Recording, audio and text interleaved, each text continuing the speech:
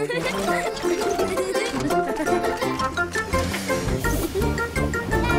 Buster!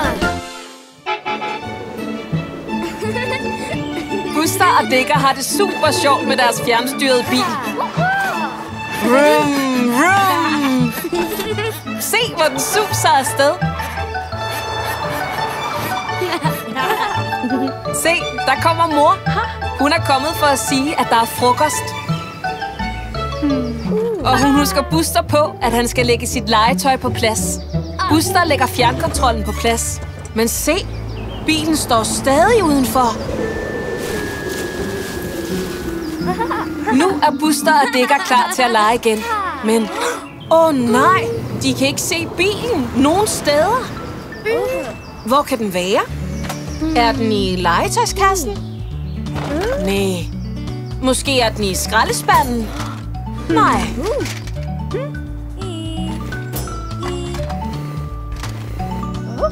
Måske ligger den under de der visne blade? Den må da være et eller andet sted.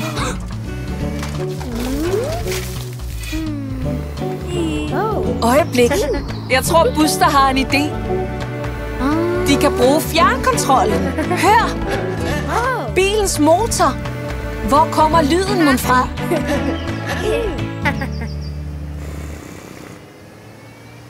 Under den der bunke blade. Hurra! De fandt bilen! Men hov, nu er fjernkontrollen væk. Hvor blev den af? Der er den. Godt set, Buster.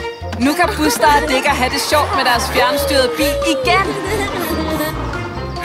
Men denne gang husker de at lægge bilen tilbage i legetøjskassen, når de er færdige med den. Godt gået, venner. Bussen Buster er kommet ud for at lege. Pas på den røde maling, Buster. Buster kørte lige igennem den. Se, Buster, du har malet røde streger med dine dæk.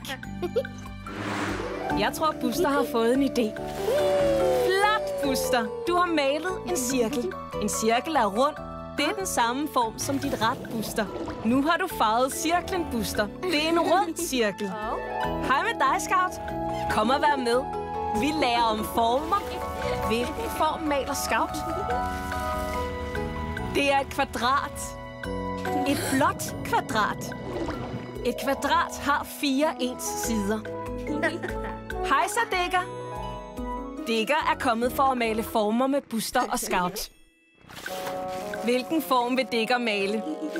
Digger er ikke helt så hurtig som Buster og Scout. Det gør ikke noget. Digger er snart færdig. Det er en trekant. En trekant har 3 sider. En gul trekant. Digger brugte så lang tid på at male den, at Buster og Scout er faldet i søvn. Vågn op, I to. Hvilke andre former kan vi tegne? Et grønt rektangel. Flot klaret, Buster. En guldstjerne. Hvor fantastisk, Scout. Og et flot lyserødt hjerte.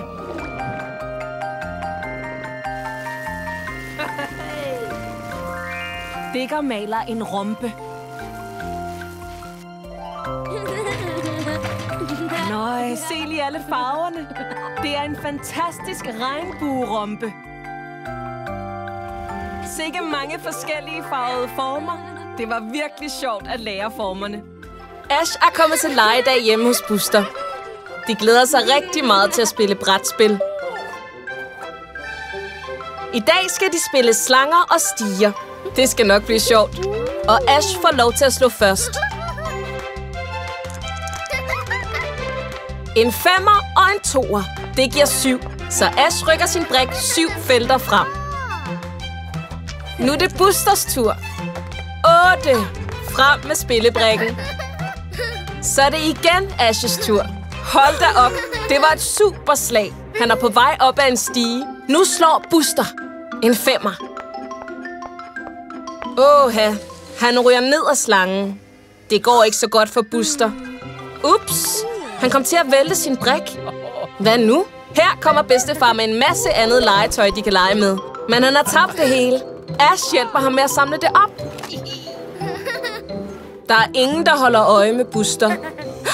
Åh nej, han rykkede sin brik opad. Han snyder jo. Åh nej, han har rykket den til målfeltet, som om han har vundet spillet. Ash er tilbage. Spillet ser ud til at være slut. Buster har vundet. Ash forstår ikke, hvordan det kunne være sket, men han er glad på sin vens vegne. Det var da underligt. Buster burde være glad for, at han har vundet. Men det føles forkert. Helt forkert. Buster snød. Han vandt ikke på ærlig vis, så det føles ikke rigtigt. Men bedstefar ved, at det ikke handler om at vinde. Det sjove er bare at spille spillet. Og nu er det Ashes tur. Ash slår. Nøj, han var lige ved at ryge ned af slangen. Buster ryger ned af endnu en slange, og sådan. Ash har vundet på ærlig vis. Men Buster er glad på sin vens vegne. Hvor var det bare sjovt at spille sammen. Hej så, Buster. Hvad er det for en plakat? En brandbil. Det ser godt nok spændende ud, ikke? Se, det er brandbilen Ashley. Jeg tror, Buster vil være med i brandkorpset. Kom så, Buster. Du skal være klar til din første dag på jobbet. Bare et par små forandringer og... Wow! Se lige en gang. Buster er blevet en brandbil. Han har en stige, en sirene og en brandslange. Brandalarmen. Der er ild et sted. Den må Ashley ud og tage sig af. Du bliver her, Buster. Se, det er lastbilen Tony. Pas på vandpytten. Åh nej! Kassen startede en ildebrand på brandstationen. Hvad skal vi gøre? Hurtigt, brandbilen, Buster. Sluk ildebranden. Ilden har spredt sig til taget. Bliv ved med at sprøjte, Buster. Hurra! Robin hjælper os til. Og nu er Ashley tilbage.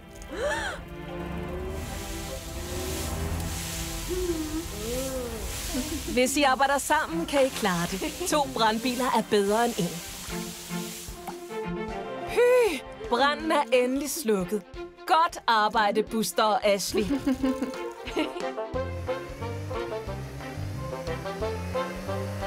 Se, der er plakaten igen. Nu er det Buster, der er på plakaten. Nej, du er virkelig en held, Buster. Onpa kaunis aurinkoinen päivä. Hei katso! Diggly ja CJ. He täyttävät CJ:n myllyä vedellä. Mitähän he suunnittelevat? Katso, siinä on Buster ja Scout. Onpa kuuma päivä. Miten he voisivat viilentää itseään? Wow! Diggly ja CJ tekevät värikäitä vesi-ilmapalloja. Buster ja Scout ovat tainneet keksiä idean. Vesi-ilmapallosota. Paikoillanne valmiina menoksi!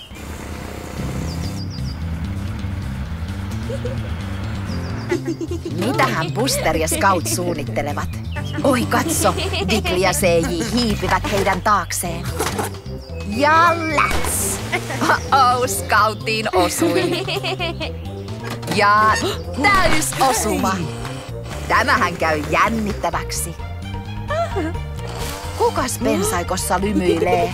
Se on Scout. Mutta hän väisti viime hetkellä. CJ yrittää uudelleen. Mutta katso, Buster yllättää. Hän kastelee CJ:n takaa. Vauhtia, Buster!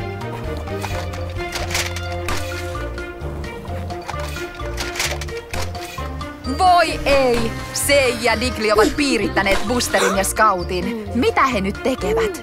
Ahaa, sateenvarjo. Buster taisi keksiä suunnitelman. CJ ja Diggly tähtäävät, mutta sateenvarjo suojaa Busteria.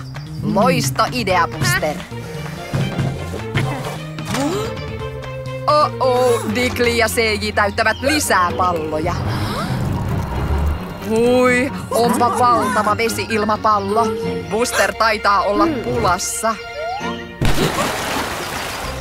Wow, hieno heitto, Buster. Kylläpäs olikin hauskaa. Se, der har vi Scout, og der har vi Buster. Jeg tror, de leger fangeleg, men Buster har fået øje på noget. Wow, en labyrint!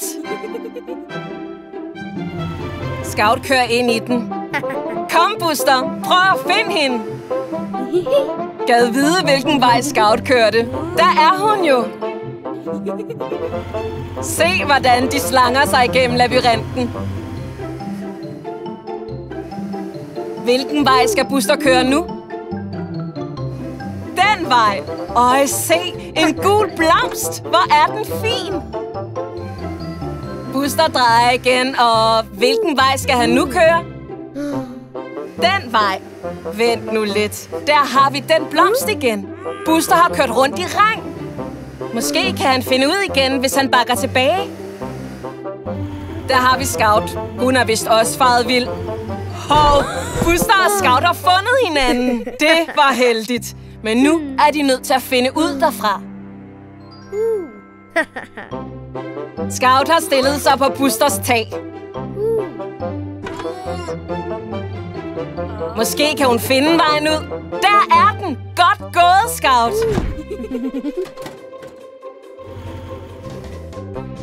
De suser afsted mod udgangen. Men hvilken vej var det nu? Nej, de er stadig faret vild. Se! Dækspor! Dem kan de følge hele vejen til udgangen. Det var godt tænkt, Buster. Der har vi blomsten igen. Nu nærmer de sig. Hurra! De fandt ud igen. Flot samarbejde, venner. Se! Det er sportsvognen Rita. Hun drøner ind i labyrinten. Nå ja, nu må Buster og Scout hellere hjælpe hende med at finde ud igen. Det er en fin og smuk sneværsmorgen, og Buster glæder sig sådan til at komme udenfor og lege. Det er bare så sjovt at lege i sne. Og det bedste, man kan lege, er sneboldkamp. Digger og Scout er på det ene hold, men Buster har brug for en holdkammerat. Se, der har vi Bandit. Han kan være på Busters hold, selvom Buster og Bandit ikke altid enes så godt. Så er det tid til at kaste med snebolde.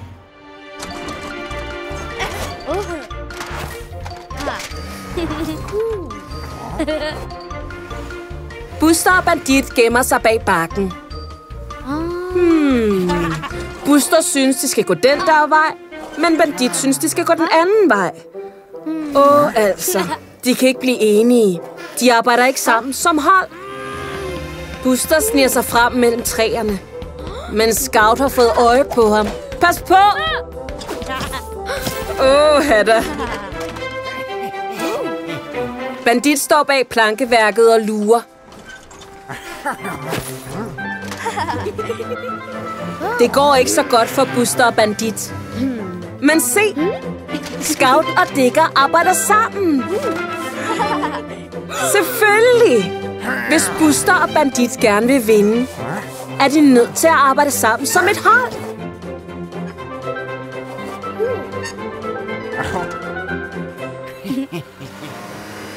Wush, så går de i krig. Ja, det var bedre. Nu er det en rigtig sjov sneboldkamp. Det er meget bedre med samarbejde.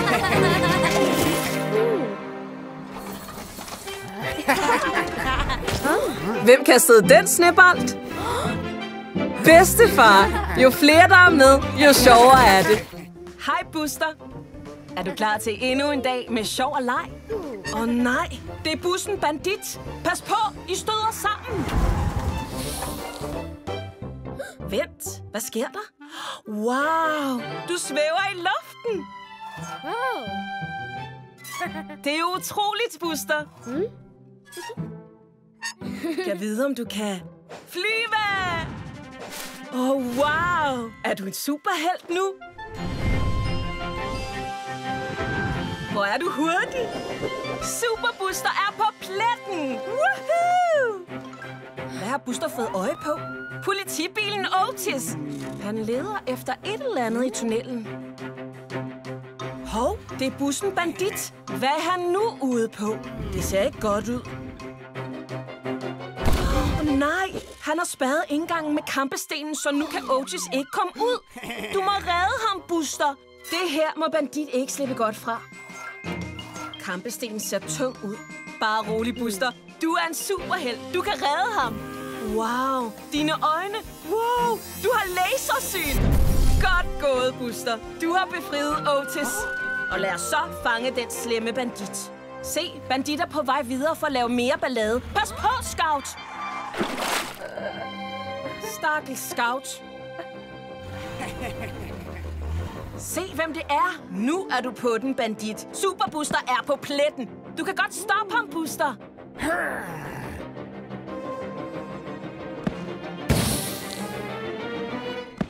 Super Buster er for stærk til bandit. Så kan han lære det. Nu skal Buster bare hjælpe Scout op ad dammen. Haha, se, nu er det bandit, der sidder fast. Det var bare en dagdrøm. Det synes din lærer vist ikke godt om. Skoledagen er slut, og nu skal Scout aflevere klasseblomsten, som hun har taget sig af. Hvis tur er det nu til at tage den med hjem og passe på den. Hurra! Det er Busters tur.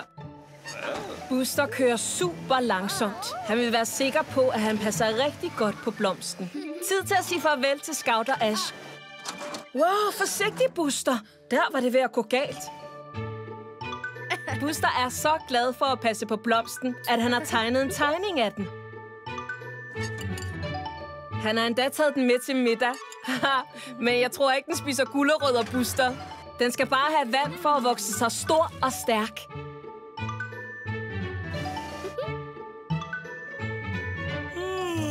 Men nu er det sengetid.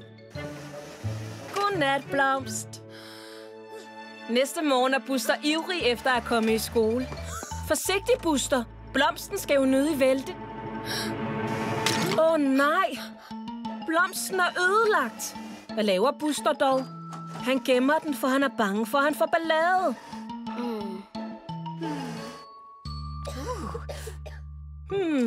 Buster lader, som om han er syg.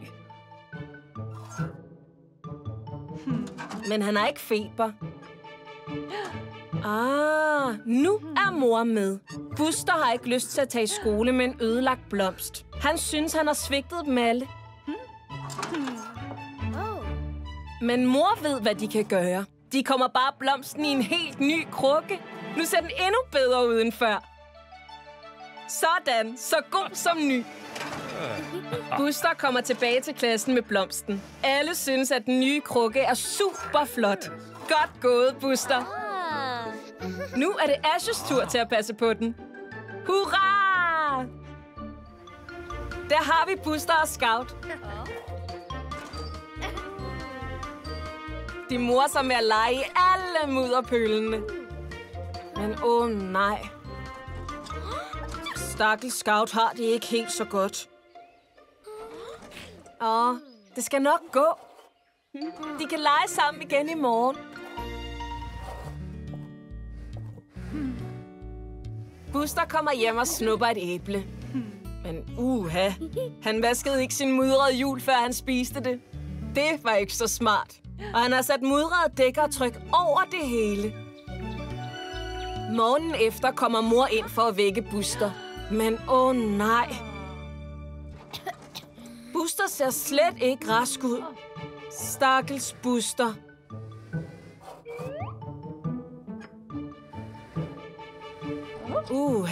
Han har feber.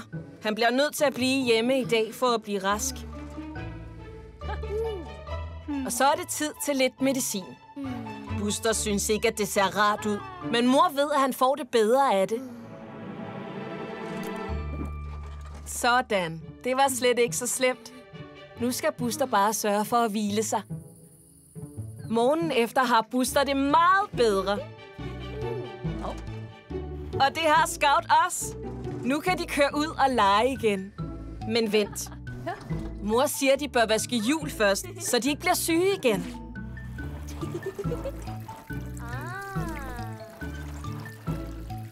Det var flot, venner.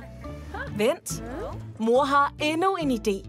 De kan tage mundbind på, så de ikke bliver syge. Sådan. Wow. Nu er Buster og Scout klar til at lege sikkert udenfor. Og de er begge super glade for, at de har det godt igen. Her kommer bussen Buster og traktoren Terry. De skal vist til at køre om kap. Buster ser meget selvsikker ud, hva'? Terry virker ikke særlig imponeret. Kan vide, hvem af dem, der vinder. Så er det nu. Klar, parat, kør! Og så er de i gang. Buster lægger sig straks i spidsen. Kom nu, Terry. Du kan godt. Terry er vist ikke helt så hurtig som Buster. Vent. Hvad laver han? Hvor er du fræk, Buster? Han blærer sig. Stakkels Terry. Buster er helt sikker på, at han nok skal vinde. Men du er altså ikke i mål endnu, Buster. Bare kør videre, Terry. Du har stadig en chance. Ej, du skal ikke drille Terry, Buster. Det er ikke særlig pænt af dig. Kom så, Terry. Du skal nok vise Buster, at det ikke kun kræver fart at vinde et kapløb. Buster ligger langt foran nu. Se, hvordan han drøner gennem alle mudderpølene.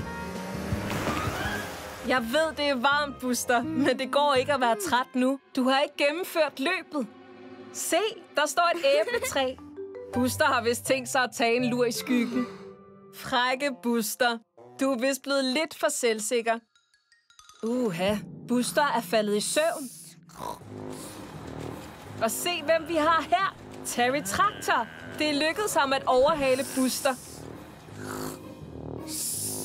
Buster, dit fjollehoved. Du har sovet for længe. Og så suser han afsted mod mållinjen. Der venter ham nok en ubehagelig overraskelse.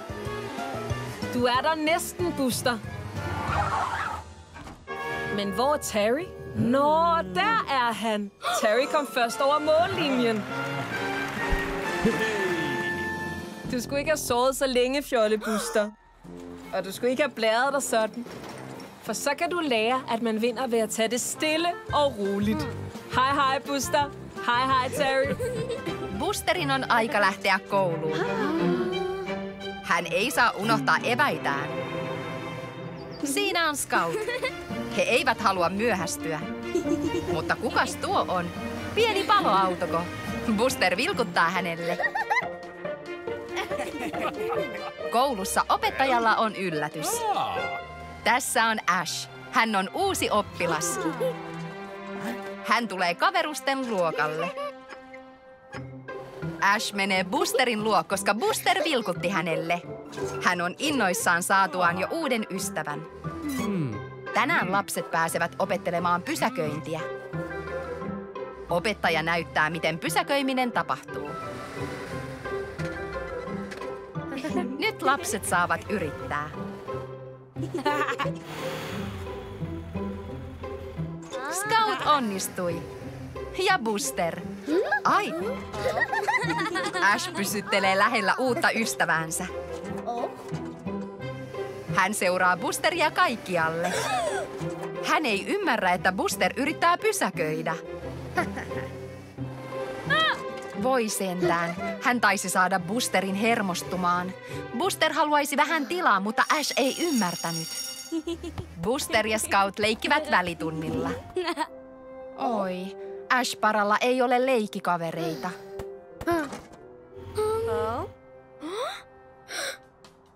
Mutta Buster ja Scout keksivät idean.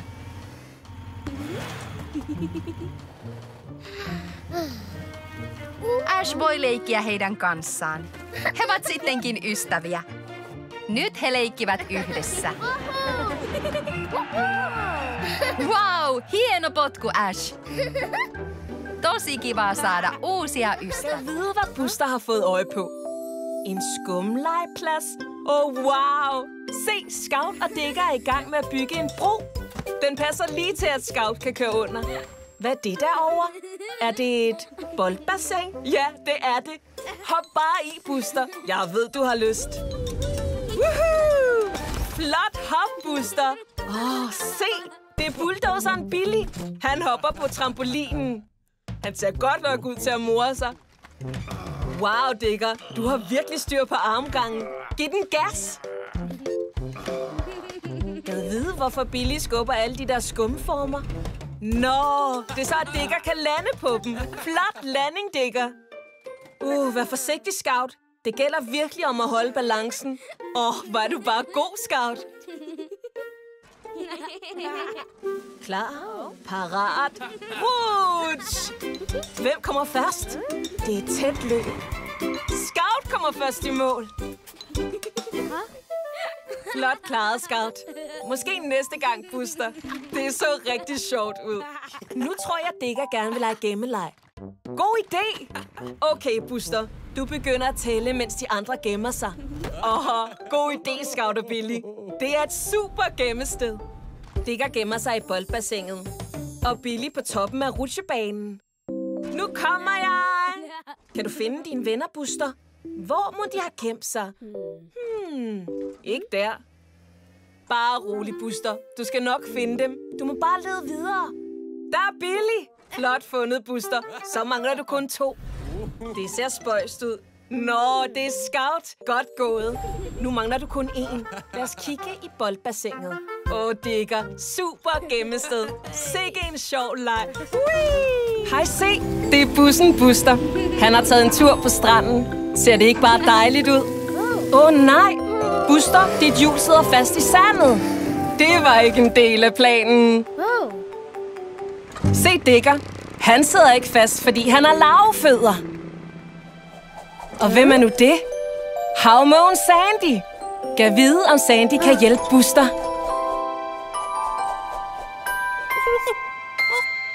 Jeg tror, at hun vil have, at du skal følge efter, Buster. Ja, sådan, Buster. Hvis du bevæger et hjul ad gangen, kommer du ikke til at sidde fast igen. Digger graver et hul. Pas på, Buster. Hvad er det? En spand og en skovl? Jeg tror, at Sandy vil have, at du skal hjælpe hende med at bygge et sandslot. Bare en smule mere sand. Så vender vi den, og se! Et sandslot. Godt klaret, Buster. Er det ikke flot? Godt gået. Wow! Diggers sandslot er fantastisk. Det er meget større end dit. Vent, Buster. Pas på! Der er et hul. I det mindste kan Digger få dig op igen. Jeg tror, at Digger er ret stolt af sit flotte sandslot. Nej, Sandy. Land ikke der. Du ødelægger sandslottet. Jeg tror ikke, Sandy er klar over, hvad det er, hun gør. Nej. Nu er det bare en stor bunke sand. Og hvad er det for en larm? En bølge! Pas på, venner! Stakkels Digger. Men vent, det er ikke alle sandslottene, der er blevet ødelagt. Busters lille sandslot står stadig. Og nu er det det største og bedste, takket være Sandy. Farvel, venner. Håber, I har haft en skøn dag på stranden. Her kommer bussen Buster. Kan vide, hvad han finder på i dag? Hvad er det? Se det reklameskilt, Buster. De dæk ser skinnende nye ud. Måske skulle du få dig nogle nye dæk, Buster. Så kører han afsted. Se, det er Jeepen Jessie. Hun har vist svært ved at komme op ad bakken. Her kommer Buster. Stakkels Jessie. Jeg tror, hun har brug for hjælp, Buster. Hendes dæk har ikke ordentligt greb på vejen. Du er der næsten, Jessie. Bliv ved. Buster. Jeg ved godt, du gerne vil hente dine dæk, men din ven Jessie har brug for hjælp. Nej, Jessie glider ned igen. Hvor fint, Buster. Du kom tilbage for at hjælpe Jessie. Det var meget flinkt af dig. Nej, der er vist noget galt med Jessies anhænger. Det ser ud, som om anhængerens vægt skubber hende for hurtigt ned ad bakken. Hun kan ikke styre, Buster. Hurtigt, Buster. Du må hjælpe hende. Det skal nok gå, Jessie. Buster er lige bag ved dig. Flot arbejde, Buster. Du passer på anhængeren, så den ikke vælter. Nej. Værkstedet er lige forude. Hun kan ikke nå at stoppe. God idé, Buster. Brug dine bremser til at bremse, Jessie. Det var tæt på. Flot klaret, Buster. Og se, der er de flotte nye dæk, som du kom efter. Stakkels Jessie. Hendes dæk ser ømme ud. Buster, Jeg tror, der er en, der har mere brug for dem, end du har. Lige præcis, Buster. Godt gjort. Jessie har virkelig brug for nye dæk. De ser super ud, Jessie. Nu bliver der ingen problemer med at trække dine anhænger. Og det bliver let at køre op ad bakker. Farvel, Buster. Farvel, Jessie.